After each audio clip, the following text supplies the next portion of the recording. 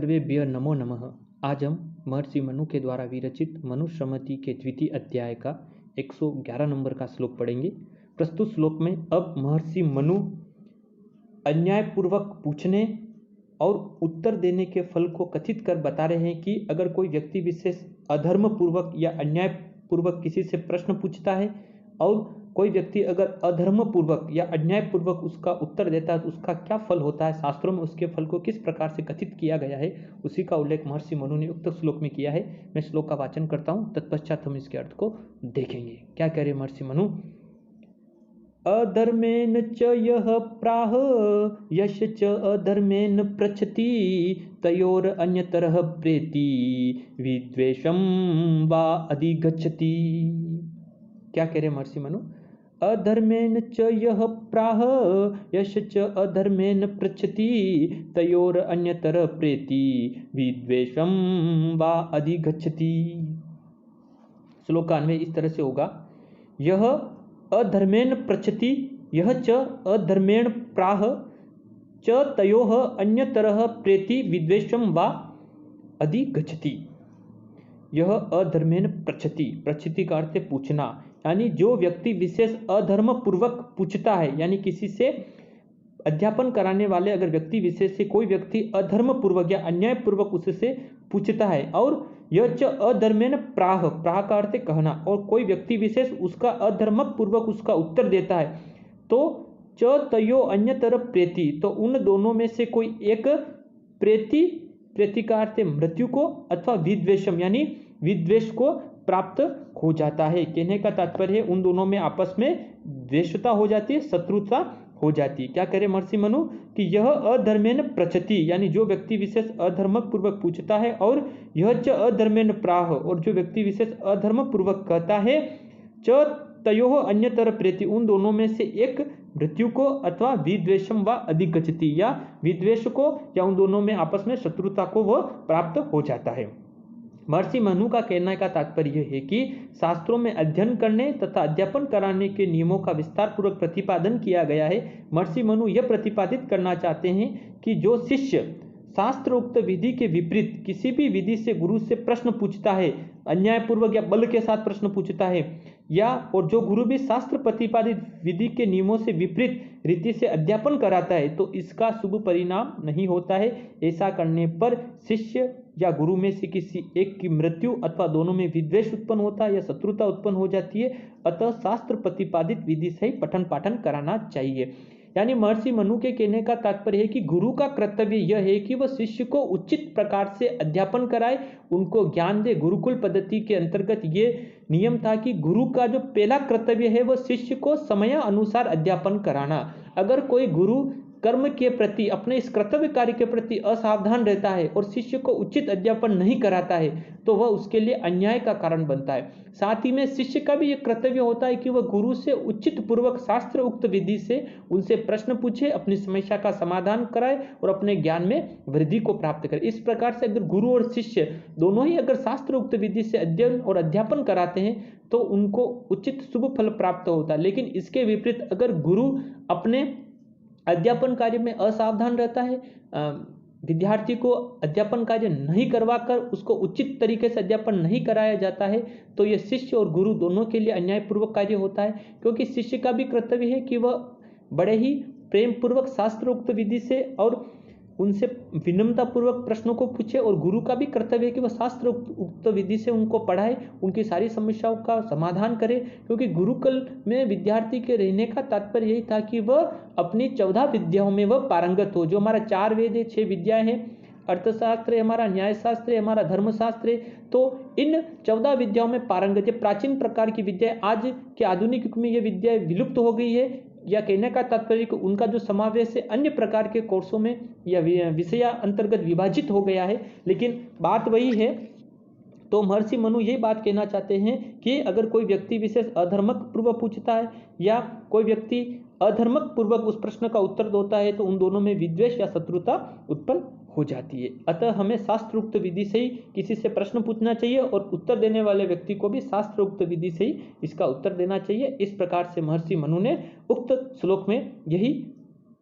कथन को कथित किया है कि हमें कभी किसी व्यक्ति से अधर्म पूर्वक प्रश्न को नहीं पूछना चाहिए और जो व्यक्ति उसका उत्तर दे रहा है तो उसको भी अधर्म पूर्वक उसका उत्तर नहीं देना चाहिए। शास्त्रोक्त विधि से उसकी समस्या का समाधान कर अपने प्रश्नों का उत्तर उसको देना चाहिए।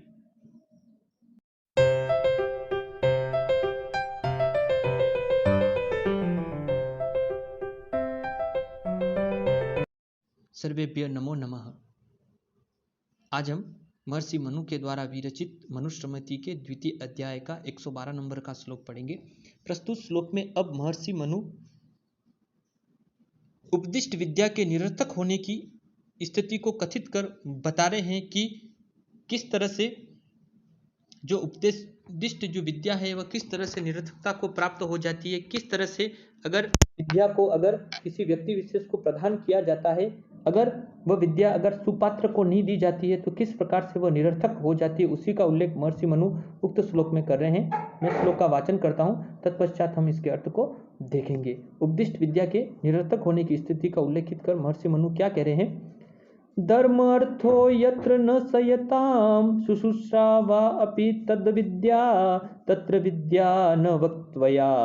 शुभम बीजम इव उष्यरे। उपमा अलंकार की छटा का प्रयोग कर महर्षि मनु क्या बता रहे हैं कि धर्म अर्थो यत्र न सयताम शुश्रूषा वा अपि तद विद्या तत्र विद्या न वक्त्वया शुभम बीजम इव उष्यरे। श्लोक का अन्वय इस तरह से होगा। यत्र धर्मो अर्थो न सयताम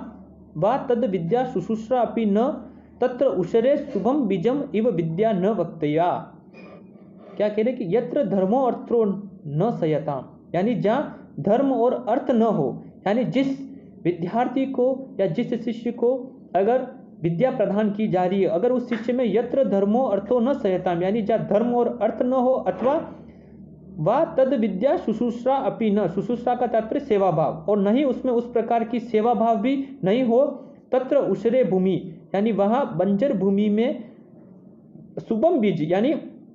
शुभम का तात्पर्य उत्तम से, यानी उत्तम बीज के समान इव विद्या ने वक्तव्य, यानी विद्या का उपदेश नहीं देना चाहिए। कहने का तात्पर्य कि जिस प्रकार बंजर भूमि में भी अगर उत्तम बीज डाला जाता है तो उस बंजर भूमि के कारण उस बीज फलवित नहीं होता है, वह बीज उत्तम बीज निष्फल हो जाता, वह फलित नहीं हो पाता, वह बीज कभी भी फलितता की स्थिति को प्राप्त नहीं होता, क्योंकि उसको बंजर भूमि में बोया गया है। तो इसीलिए महर्षि मनु यहाँ बता रहे हैं कि यत्र धर्मो न सयता, यानी जिस विद्यार्थी या शिष्य में न तो धर्म है और न अर्थ है, और वा तद विद्या शुश्रूषा भी, और न उसमें उस प्रकार की सेवा भाव भी अगर उस विद्यार्थी या उस शिष्य में नहीं है, तो उस शिष्य को दिया हुआ ज्ञान उसी प्रकार से निष्फल हो जाता है, या वह विद्या उसी प्रकार से निष्फल हो जाती है जिस प्रकार तत्र उष्रे शुभम बीजे। उसरे का अर्थ है जिस प्रकार से बंजर भूमि में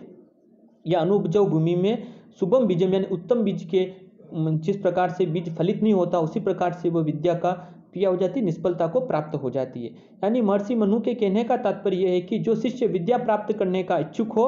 उसमें यदि धर्म के प्रति पूर्ण आस्था रखता हो, साथ ही उसमें गुरु के प्रति धन समर्पित करने की क्षमता भी न हो, तो उसे विद्या प्रदान नहीं करनी चाहिए। इसके अतिरिक्त धर्म अर्थात काम के अभाव होने पर भी अगर उस व्यक्ति विशेष के पास अगर वह धर्म नहीं है या उसके पास अर्थ नहीं है, लेकिन फिर भी अगर शिष्य में गुरु के प्रति समर्पित भाव से सेवा करने की क्षमता है, तो उसको विद्या पढ़ाई जा सकती है, उसको ज्ञान दिया जा सकता है। परंतु यदि शिष्य में न तो धर्म है न अर्थ है, ये दोनों नहीं है, इनके साथ साथ अगर उसमें सेवा भाव भी नहीं है, तो ऐसे शिष्य को यदि कोई गुरु विद्या पढ़ाता है तो उसकी विद्या उसी प्रकार से निष्फल हो जाती है जिस प्रकार से बंजर भूमि में डाला गया उत्तम बीज निष्फल हो जाता है। कहने का तात्पर्य महर्षि मनु का यह है कि अगर किसी के पास अगर धर्म में आस्था रखने वाला शिष्य या कोई शिष्य के पास अर्थ है, तो ये दोनों होने के बाद भी गुरु उस शिष्य को विद्या दे सकता है। अगर किसी शिष्य के पास न तो वह धर्म में आस्था रखता है और न ही वह अर्थ में आस्था रखता है, यानी अर्थ भी उसके पास है, लेकिन अगर उसमें सेवा भाव भी है, वह गुरु के प्रति सेवा भाव रखता है, सभी व्यक्तियों के साथ विनयशीलता उसके अंतर्गत है, सभी की मन में दया की भावना उसके पास है, दया की भावना उसके अंदर पास है, सेवा भाव रखता है, ऐसे शिष्य को गुरु शिक्षा प्रदान कर सकता है। लेकिन जिस शिष्य में न तो धर्म के प्रति आस्था है, न उसमें अर्थ है और न उसमें दया भाव है या सेवा भाव नहीं, तो ऐसे शिष्य को दी गई विद्या उस गुरु की उसी प्रकार से निष्फल हो जाती है जिस प्रकार से बंजर भूमि में बोया गया जो बीज है वो फलित नहीं होता, उसी प्रकार से गुरु के द्वारा उसको दी गई उत्तम विद्या भी क्या हो जाती है, निष्फल हो जाती है। अतः महर्षि मनु इसी स्थिति को बता रहे हैं कि कुपात्र में विद्या की अनुपजो भूमि में जिस प्रकार से उत्तम बीज बोझने पर भी वह बीज फलित नहीं होता है, उसी प्रकार से कुपात्र को विद्या देने पर वह विद्या निष्फलता को प्राप्त हो जाती है।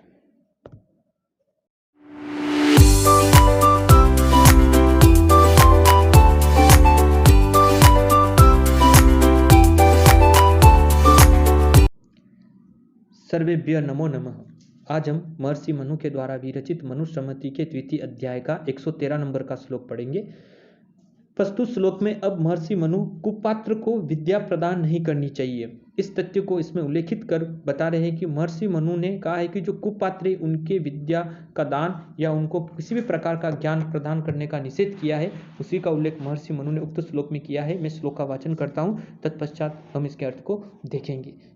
कुपात्र के विद्या निषेध को उल्लेखित कर महर्षि मनु क्या कह रहे हैं, विद्येव शम कामम मृतव्येम ब्रह्मवादिना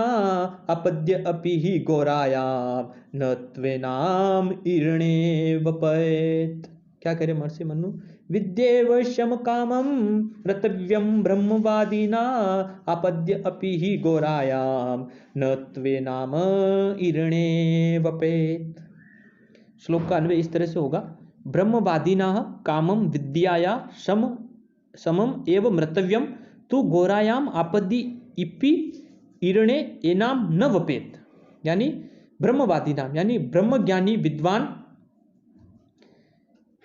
कामम विद्या सम एवं मृतव्यव, यानी ब्रह्मज्ञानी जो विद्वान है या ब्रह्म ज्ञान को जानने वाले जो भी व्यक्ति विशेष है या जो भी वेद पाठी जो भी व्यक्ति विशेष है, वे क्या करे, कामम विद्या सम एवं मृतव्यम, मृतव्यम का अर्थ है मृत्यु को प्राप्त होना, यानी वे भले ही अपनी विद्याओं के साथ ही मर जाए, यानी उनका जो ज्ञान है वो उन्हीं के अंदर समाहित रहकर उनके साथ ही इस लौकिक जगत से चला जाए, परंतु तू घोरायाम आपत्ति, किंतु घोर का अर्थ होता है, घोरायाम का अर्थ भयंकर, किंतु भयंकर आपत्ति यानी विपत्ति में भी, आपत्ति में भी, अपि ईर्णे एयाम न वपत, यानी कभी भी भयंकर आपत्ति में भी उनको क्या नहीं करना चाहिए। ईर्णे का तात्पर्य कि कुपात्र, जो कुपात्र जो व्यक्ति विशेष यानी अनुपजाऊ जो भूमि है ना, उसका सामान्य अर्थ तो अनुपजाऊ भूमि होती है, लेकिन इसका जो भावार्थ है वह आया कुपात्र, यानी जिस प्रकार से अनुपजाऊ भूमि जो होती है जहाँ पर वह उत्तम फल भी बीजित नहीं होता है, उसी प्रकार से कुपात्र को दिया हुआ जो ज्ञान है उसका उनको कभी भी वपन न करना चाहिए, कुपात्र को कभी भी उनको विद्यादान प्रदान नहीं करना चाहिए। क्योंकि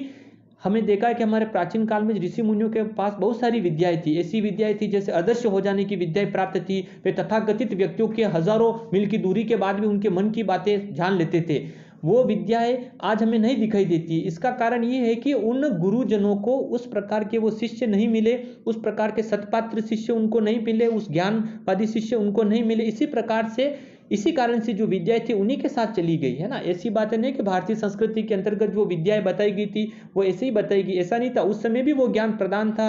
ऋषि मुनि अनगणित व्यक्तियों की बातों को जान लेते थे और अनगणित हजारों मीलों की दूरी के अंतर्गत भी वो अपने शिष्यों की बातों को ऐसी सारी विद्याएं उस समय आदर्श होने की विद्याएं भी प्रदान हमारे भारतीय संस्कृति में विद्यमान थी। लेकिन जब गुरुजनों को उस प्रकार के सत्पात्र नहीं मिले तो उन्होंने वह ज्ञान कुपात्रों को प्रदान नहीं किया, उन्हीं के साथ वह ज्ञान वहां चला गया। तो महर्षि मनु उसी तथ्य को यहाँ पर बता रहे हैं ना। आज हमें जो हमारे भारतीय संस्कृति जो विद्याएं नहीं दिखाई देती, हम सोचते हैं कि वो विद्याएं कहाँ चली गई, हमें शास्त्रों ग्रंथों में भी पढ़ते हैं कि वो जो विद्याएं हैं वो आज हमें नहीं दिखाई दे रही है। तो उन विद्याओं के नहीं दिखाने का कारण यही है, वो कोई काल्पनिक लौकिक कल्पनाएं नहीं है, वो विद्याएं उस समय विद्यमान थी, लेकिन उन गुरुजनों को जब सतपात्र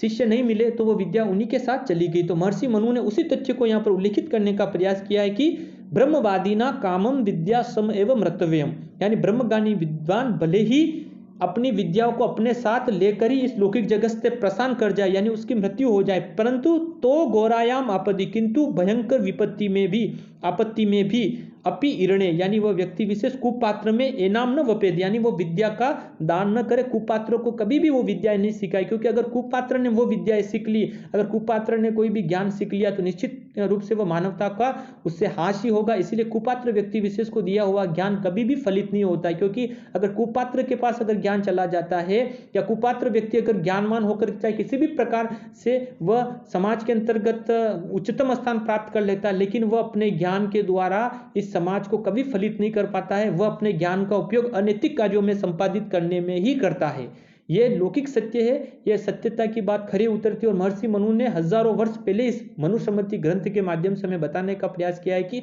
ज्ञान उसी विद्यार्थी को देना चाहिए जिसमें विनयशीलता हो, वह जिसका उचित पात्र हो, क्योंकि उसको दिया हुआ ज्ञान वह आगे से निरंतर मानव हित में ही उसका समावेश करेगा। इसलिए महर्षि मनु कह रहे हैं कि वेद विद्या का ज्ञाता व्यक्ति या कोई गुरुजी हैं जिनको सभी प्रकार की विद्याओं में निपुण है, ऐसे व्यक्ति विशेष अपनी विद्या के साथ इस लौकिक जगत से क्यों न चले जाए। अर्थात विद्वान व्यक्ति का अपनी विद्या के साथ भी इस लौकिक जगत से उसका मरण हो जाना अच्छा है, परंतु विद्वान व्यक्ति विशेष भयंकर आपत्ति भी क्यों न आ जाए, अर्थात अति कष्टों से युक्त क्यों न हो जाए, तब भी उन्हें किसी कुपात्र को कभी भी विद्या प्रदान नहीं करनी चाहिए। अतः विद्या का दान सदैव सुपात्र के लिए ही करना चाहिए। इस प्रकार महर्षि मनु ने उक्त श्लोक में कुपात्र के लिए विद्या के दान का निषेध किया है।